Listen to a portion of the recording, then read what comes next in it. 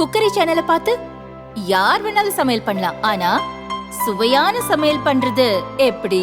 நான் இதயம் நல்லெண்ணெயில சமையல் பண்றேன். ஆஹா ஓஹோன்னு பாராட்டுறாங்க. நீங்களும் இதயம் நல்லெண்ணெயில சமையல் பண்ணுங்க, பாராட்ட வாங்குங்க. தினம் தோறும் வாங்குவே இதயம் இதயம். அக்டோபர் 2 விசிகா மகளிர் விடுதலை இயக்கம் நடத்தும் மது மற்றும் போதைப் பொருள் ஒழிப்பு மகளிர் மாநாடு. மதுவை ஒழிக்க, மனிதவளம் காக்க அணிதிரள்வோம் வாரி. உளுந்தூர்பேட்டையில்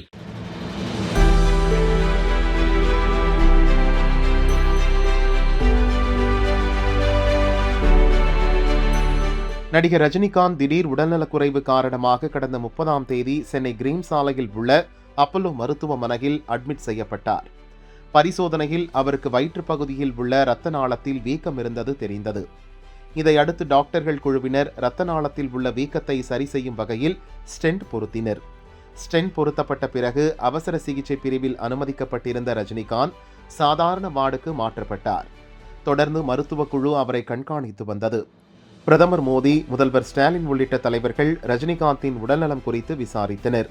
பூரண குணமடைந்த ரஜினிகாந்த் மனைவி லதா மற்றும் உறவினர்கள் டாக்டர்களுடன் வழக்கம் போல பேசினார். தனது வழக்கமான பணிகளை அவரே மேற்கொள்வதாகவும் வீடு திரும்புவதற்கான உடல் தகுதியுடன் அவர் இருப்பதாகவும் மருத்துவமனை சார்பில் தெரிவிக்கப்பட்டது. இதையடுத்து இன்று அதிகாலை மருத்துவமனையில் இருந்து ரஜினிகாந்த் தனது வீட்டுக்கு திரும்பினார். ரஜினிகாந்த் டிஸ்சார்ஜ் செய்யப்பட்டாலும் டாக்டர்கள் ஆலோசனைகளின்படி சில வாரங்கள் அவர் தனது இல்லத்திலேயே ஓய்வு எடுப்பார் என்று கூறப்படுகிறது.